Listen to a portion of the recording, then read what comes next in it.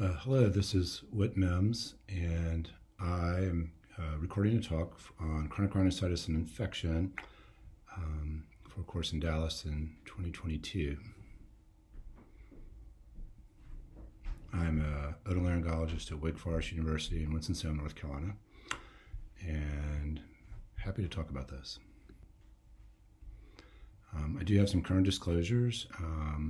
Two for biologics, AstraZeneca and Regeneron Sanofi in the past year, although official contracts are not signed on the second one, and I own stock in Teva, who primarily deals in generic and some non-generic pharmaceuticals, which I don't think is relevant to this talk. At least I don't think they make any of the products I'm talking about. I don't think any of these companies make any of the products that I am talking about. The problem with chronic rhinosinusitis and infection is it's uncertain which comes first, infection or inflammation. When sinuses get inflamed or inflamed chronically, most of them, if they've not had surgery, they drain through relatively narrow openings that swell together. When that blocks off, there's trapping of mucus and sometimes debris. There's impaired mucociliary clearance. We think that the aerobic-anaerobic environment changes and becomes more anaerobic as it gets blocked off from 21% air. And all that seems to favor sort of a different infectious environment. So whether the inflammation comes first, and then you get some secondary infections, or vice versa, whether infection is what's causing the inflammation to start out with, and chronic rhinosinusitis is probably a little bit of both. My kids gave me a book by Kip Thorne a few years ago. He's a theoretical physicist who works a lot on gravitational waves. He won the 2017 Nobel Prize for kind of the LIGO experiment.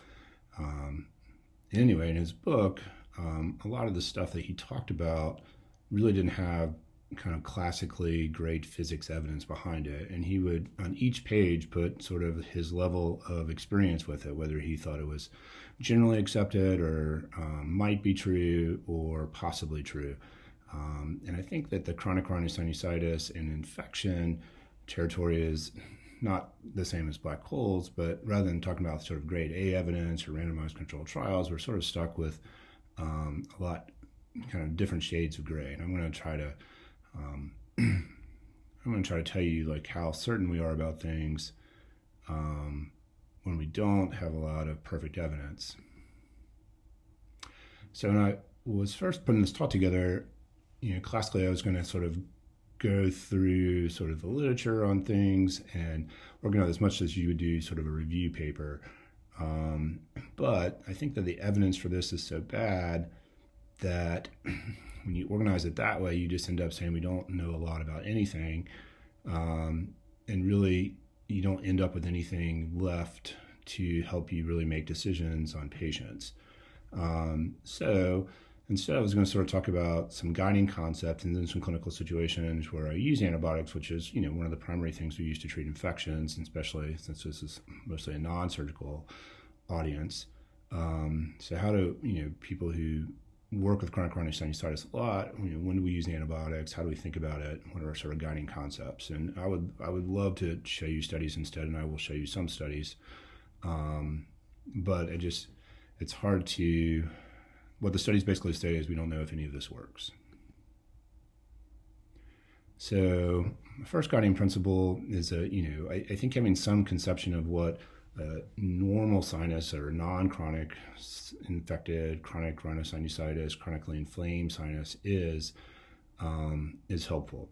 And it's certainly not devoid of activity. It was at one time thought that the sinuses were nearly sterile, but you can culture bacteria or find evidence of bacteria throughout the sinus. And when you look at these studies that look at normal sinuses and try to survey the bacteria in them, there's a lot of heterogeneity in it. I will just say the studies don't show a lot of internal agreement. There's a 2021 study that I can't remember the exact locations, but one of their conclusions is that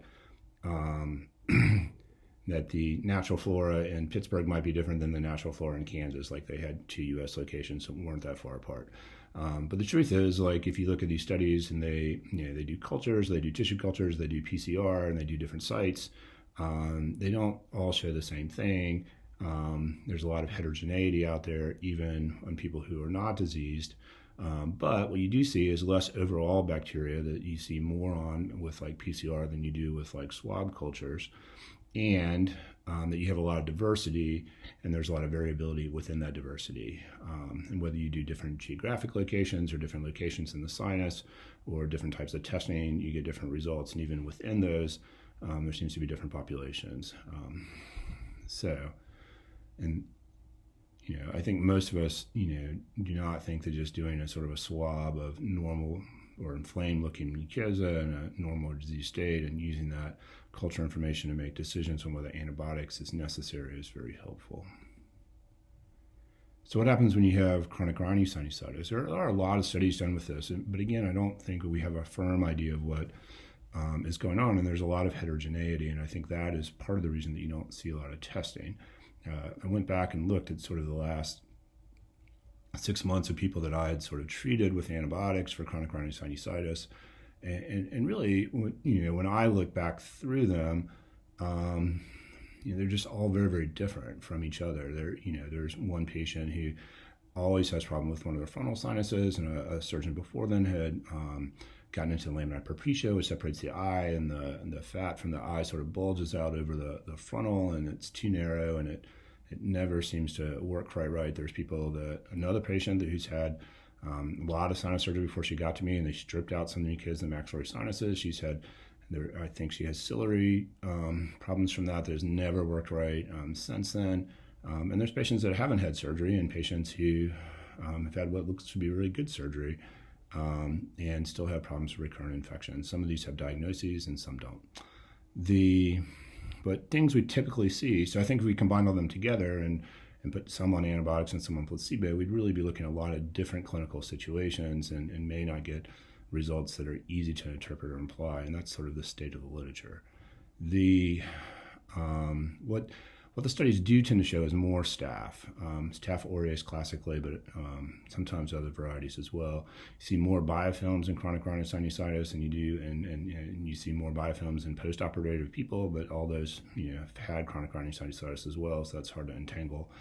You tend to see more anaerobes in chronic rhinosinusitis than you do in non, and whether that's a pressure, whether that is how much oxygen gets into this, or whether that is ciliary clearance, or whether that is pressure from antibiotics, which are more effective on aerobes and anaerobes. All that probably contributes. You tend to see less diversity, so you'll see one or two species sort of taking over the microbiome environment rather than having lots and lots of different that all sort of have their little sub-niches and get along with each other. You see more fungi. Fungal spores are breathed in all the time by all of us in large quantities, but actually those turning into fungal hyphae is more common in chronic rhinosinusitis of different types. Each of these is a whole lecture within itself. And then if you take people who have had certain diagnoses like allergic rhinitis compared to ones that don't, you see different pathogens, but different studies show different ones. And also before you take the same patients with chronic rhinosinusitis and before and after FES, and you'll see a different shift in which pathogens are there, even if they're unaffected. So as you change the environment, and the bacteria change would be one way to think about this. Sort of a second guiding concept was that of superantigens, and I think this is one of the reasons that we think staph causes so much inflammation in the sinuses. So other bacteria other than staph can release superantigens, but staph is sort of the classic archetype for this. And what a superantigen is, just to remind you, this is an antigen-presenting cell, so you'll have a fungal antigen in the nose, and then the antigen cell will pick that up, and if it has the right MH2, it'll identify that, and this is sort of pre-programmed in, and then you have to have a very particular identification as the T cell receptor and the MH2. These have to match, and this is part of what regulates making inflammation to certain things, but not to everything.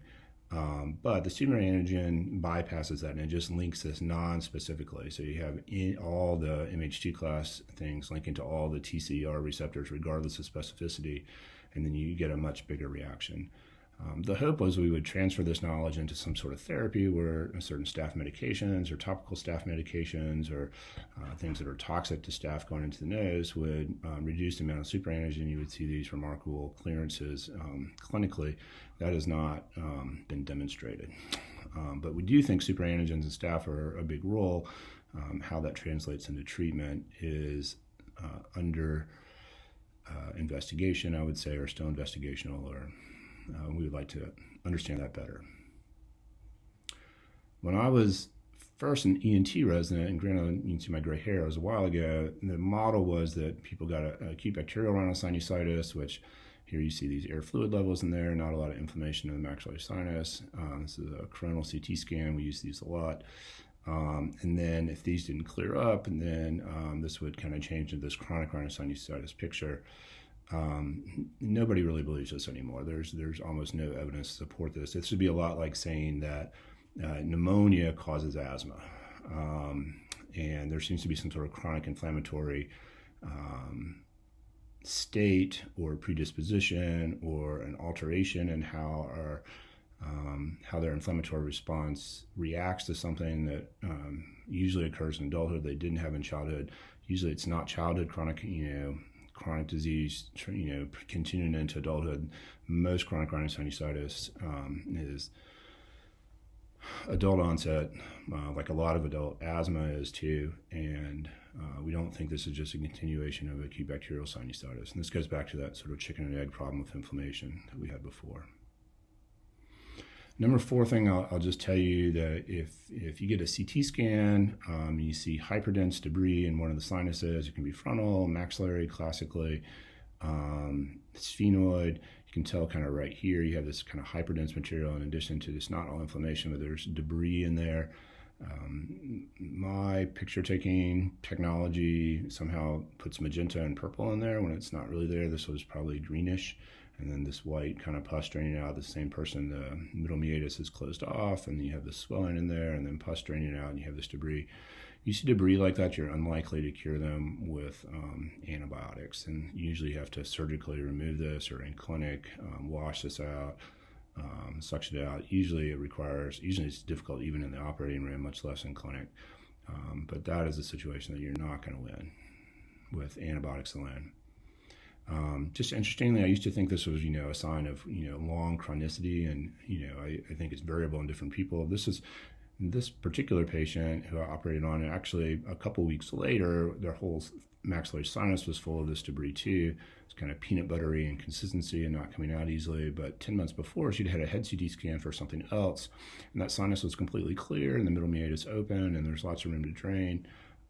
So they can go from this to this, and certainly in a matter of months. And sometimes inflammation seems to pop up quite quickly in some of these chronic sinusitis patients for reasons that we don't quite understand. Number 5, I would say there's a difference between sort of kind of pan-sinusitis and if it's unilateral or isolated sinusitis. Even if it's chronic, meaning it's been going on for a long time, 90 days, this is a patient that clearly has some sort of, it's not hyperdense, it's actually lucency, and then you can see the inflammation around it. It looks like an abscess and pus kind of caught in the sinus, been there for a long time. If you scan down, you see these periapical lucencies and this missing bone in the teeth. So a lot of times, like, this will be odontogenic. And we'll get to that. But looking for anatomic causes when you see isolated sinuses, we think is important. Or another principle.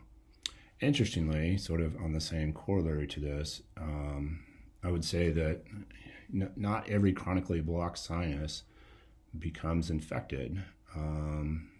This makes you wonder, kind of complicates the picture of why some are and some aren't. This is a condition where the left maxillary sinus hasn't fully developed. There's a lot of, this isn't bone thickening, just the sinus never, this is like the sinus of a 3-year-old. There's never, or 2-year-old, there's never really expanded out underneath the eye. You can see that the orbital floor has dropped down. These people have decreased development, or the left side of their face, you look carefully, their cheek is not as projected, and their eye may have some enophthalmos. Sometimes there's mucus draining out of this, and they'll have some postnasal drip, and these can get infected, but usually they're not. And they're called silent sinus syndrome because you don't have a lot of symptoms of this. It's not chronically painful. We think this, if you look at the medial wall, or what we call the uncinate process, is usually plastered up against either the floor or the side, more commonly the floor of the orbit, and there's just very little room for things to get out. And sometimes it's just inflamed, but often there's some thick mucus in here too, but not usually not chronically infected, even though this is certainly a long-term process. Issue enough. You can see the same thing with some mucoceles where your sinus will be blocked with mucoceles. Sometimes there's debris and infection around those, but sometimes the blocked sinus doesn't really get infected. And I thought I'd just mention, just because there's a lot of antibiotics prescribed for this, it's not really, let's talk about the idea of recurrent sinusitis, which is not really considered to be a category of chronic rhinosinusitis. I certainly see lots of patients that sort of come in and they say, oh, I'm on 6 or 7 rounds of antibiotics a year. I feel better on antibiotics. And then when I'm off, I get these same symptoms of facial pressure, discomfort. They'll point to different places around their eyes. They get treated with antibiotics because they have symptoms that sound like sinus infections to people. There's a lot of different theories on this, and some people offer surgery or balloons to open these up in normal sinuses. That is controversial in my mind, and I will just say that's not something that I personally do. And I think the evidence for that is a little bit scant. Some people talk about minimal inflammation, or maybe when you give the antibiotics, you disrupt the natural microbiome and you get some symptoms from that. I'm not really sure we understand this process very well, but a lot of times when people report this and you get CT scans or look in their nose, you don't see inflammation, you don't see infection, their sinuses are in fact clear. A lot of times we think this overlaps with headache disorders. Sometimes I send to neurologists and they agree and treat them for headaches, and sometimes I don't think they have headaches. I don't know if that depends on the neurologist, but a lot of these same nasal congestion can be seen in sort of migraine type of symptoms. We recently did the ARS, American Rhinological Society, did a big international symposium last year, which I got to help organize with some very smart people. We did a little session on this, and the very good, smart rhinologist, the first slide he put up was a unicorn, and his 2 panelists, they basically said they don't think recurrent sinusitis exists or it's extraordinarily rare. So when you hear on someone who's getting antibiotics a lot for kind of recurrent sinusitis, but they're completely normal in between, just have a lot of skepticism and maybe look at a CT scan when they're supposed to be infected and see whether they really have anything or not. And maybe antibiotics is the cause and not the solution. I'm not sure. I'll just tell you that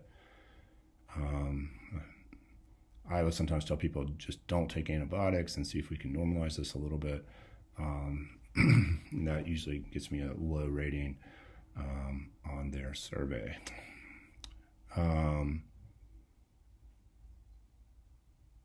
So where do I actually use antibiotics and where do I think these will help? I sort of ruminated on this, and I don't have a good publication that says this, but we'll go through this.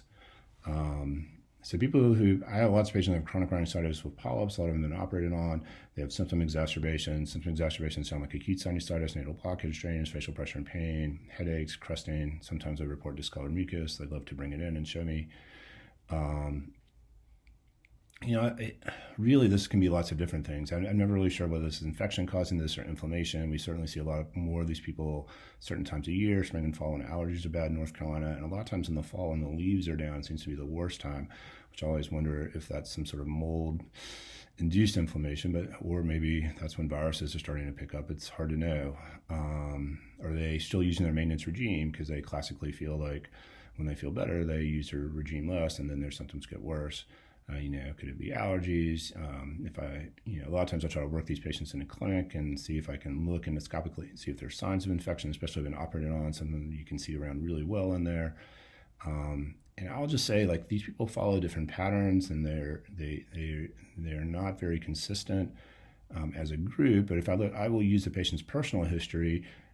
Someone gets infected every fall, or they have problems every spring, or they have cultures in the past. Their cultures can change, but a lot of times they're the same. So I think their individual history is more reliable than the history as a group. So I will use that sometimes. There are a couple of studies on giving, there's two actually, when I say a couple, I mean there's literally only two. Double-blind randomized placebo-controlled trials of people with chronic sinusitis. I think if you look compared to big FDA-funded studies to see if a drug works in a certain situation, that these are much smaller, and you would say this has got to be underpowered. And they're mixing people that have polyps with people without polyps, and then dividing them into a group with placebo, which they have only 11 in. The placebo group here is 14. But the results are not overwhelming. No difference in symptom scores, no difference in SNOT-22, which is a quality of life measure for chronic rhinosinusitis. This is only used Augmentin, this one used doxycycline. Both good, reasonably good sinus drugs, good choices. They showed decreased nasal drip at week 2, but no other significant differences in the other symptoms. They did see some, you can't see this, but decrease in myeloperoxidase and some other inflammatory markers, but I honestly don't even know how to interpret that. So what do I do with these patients? Well, sometimes I give antibiotics, but I try to do it culture-driven. And these are probably the antibiotics I use the most. There's a paper that said, based upon all the literature, they thought doxycycline was a reasonable first choice. If they have a history of MRSA, I sometimes use Septra. If it's a history of staph, I'll lean towards Keflex. I'm trying to narrow it. Sometimes I'll start, I try to, all these things cover staph pretty well. So I'm trying to cover staph and then see if the culture shows something like H. flu or something, or Marxella, and then back off to that. And then if I think it's Pseudomonas, either by history or intuition or culture, I will sometimes use Cipra. We'll talk about this more, but these are probably the ones that I go to the most or switch around between if the cultures don't help me. I will usually treat these patients with steroids and sometimes antibiotics. I found that antibiotics without steroids to reduce the inflammation in people that have polyps rarely works. So I tend to combine, and sometimes I'll just treat with steroids if I don't either see an infection endoscopically or their history doesn't suggest that antibiotics have really added much to it. If you do treat with antibiotics, the length of time is unknown. Again, I'll look at the personal history to sort of determine that. And I start with 10 days and I lengthen those out sometimes, depending upon how I do clinically. And then I kind of go back and do what has worked before. Another time I use a lot of antibiotics is people that I know are immunosuppressed. Maybe they've had a kidney transplant, maybe they have CVID, which is chronic variable immune disorder. Maybe they have poorly controlled diabetes. I think continue to smoke is actually almost an immune suppression in this, and we do see some of that in North Carolina. Similar symptoms, especially if they have a known, the more immunosuppressed I think they are, the more likely I am to treat them with broad spectrum antibiotics with or without steroids. Usually if I add steroids to these folks, the steroid course is really short or I don't do it at all. So I'll treat with, maybe 2 weeks of antibiotics and only 5 days of steroids at the front. I have no evidence that that's the right thing to do. I do see patients who have chronic symptoms that really have nasal vestibulitis. They have anterior crusting. It's usually sore right in the front of their nose. This is almost always staph. It's interesting, if you put a scope in these folks' nose, you'll see all this inflammation and crusting right at the front, and then as you get further back into the sinus, it'll look pristine or pretty clear. Sometimes this is a folliculitis with hair cells, and you can hair follicles, and you can have abscesses of those. Sometimes I think nasal steroids get deposited too much there and contribute to this. So you can treat this topically, or if there's a cellulitis involved, then I'll use staph medications. But this actually does respond pretty well to antibiotics, and people tend to be chronically, going back to vestibulitis, tend to be kind of chronically prone to it. If they get it once, they often get it again, unless there's something like misuse of nasal steroids that you can correct, or cocaine or whatever. Osteomyelitis, osteomyelitis I think is a complication from chronic sinusitis, classically in the frontal bone. Usually in diabetes or immunosuppressed people, they use a classic term, Pott's puffy tumor, from back, I think, 1900s, early 1800s. I can't remember when Potts was alive, but they would develop this kind of periosteal abscess and make their skin feel puffy kind of over their forehead. And there would be swelling or mass, and this before they had good CT scans and stuff. I will just say there's a lot of variation within this. You can see periostral abscesses as a result of complication of acute sinusitis. You can have blockage from a mucocele, turns into a mucopyocele. In immunosuppressed and diabetic people, you can see this osteomyelitis. You can also see it in things like tuberculosis and other granulomatous disease. And this requires antibiotics, intermediate and long-term antibiotics. It's a little bit unclear, like when the bone's eroded from pressure and when the bone is infected. I don't think we have good. I don't think literature explains these situations of bone loss as well as it possibly could. But we'd probably treat any kind of complication where there's an active infection escaping the boundaries of the sinus. We treat all of that with antibiotics. Chronic rhinosinusitis without polyps. This is a really heterogeneous community of patients that do not all have the same etiology, in my opinion. Try to do cultures that respond differently. There are some studies that say you can treat these patients with macrolides long term, azithromycin and or clarithromycin daily or a few times a week, and sometimes see improvement. A lot of rhinologists have these pictures where there's all this crusted infection and problems, and then they put them on macrolides and they get better. I've never personally seen it. Maybe I haven't tried enough because I haven't seen it as much, but I try it periodically, and at least in North Carolina, that doesn't seem to be it. Sometimes it's focal. Frustratingly, these are actually different sides. I couldn't find the exact pictures I wanted, but you'll see these infections, and then when they clear up, you're like, oh, there's got to be something there to fix, but everything will look wide open to me when the infections clear up, and then they'll be predisposed to them again. I don't really understand that pattern, but it happens to someone they've cut the middle terminates way back on. It's not how I usually do surgery, but a lot of these people have had a lot of surgery, and whether that helps or doesn't help in some of these is debatable, but it does make it easier to tell what's going on with them in the clinic. This is our phonophodonogenic sinusitis. This is a picture of someone who hasn't been operated on. You see it sort of coming out of the maxillary sinus, and this is kind of chronic. Culturing this sometimes leads to all sorts of different things, and sometimes they get debris in their sinus from this. But I do find that if the tooth is not removed or they're still working on it, that this will usually calm down with dental medications like amoxicillin and clindamycin. It tends to recur until the dental source is treated. The dentists aren't always as helpful as I think that they should be with this. And then this is the final one, invasive fungal sinusitis. It's supposed to be a 20-minute talk. It looks like it's going to be 30. Sorry. This could be a whole talk in itself. So these are immunosuppressed patients, and they usually diabetes or lymphoma or leukemia. They have developed necrotic tissue as it invades, and then it looks dead. It perfuses poorly on scans. They have decreased sensation in these areas because it involves the nerves. And treatment for this, you have to be very aggressive and debride. And this is antifungals. We're talking about antibiotics, and this is a place where we always use antibiotics and where infection is life-threatening. And last, I'll just say there's people who seem to be more prone to Pseudomonas infection.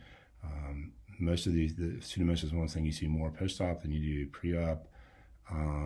Sometimes these people have ciliary dyskinesia, which is either diagnosed or undiagnosed, or maybe due to chronic infection, which seems to kill off the cilia, or surgical problems, cystic fibrosis, primary ciliary dyskinesia can all cause this.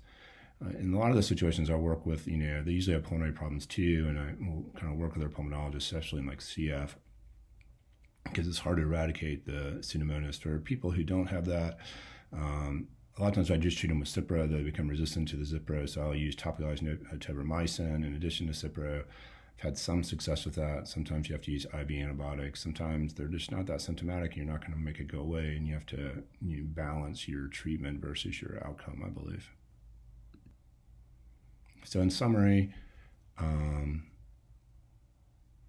the evidence-based treatment or successful treatment of infection in CRS is limited, and it's hard to know what to do. But there's no good studies that show that antibiotics are super helpful in chronic rhinosinusitis, and they may be part of the problem, as we talked about, if you're trying to get back to here, restoring normal conditions in CRS, I think is difficult. And staph and pseudomonas are common. You can certainly see other things contributing to chronic rhinosinusitis, H. flu, Moraxella, other bacteria like Corynebacterium.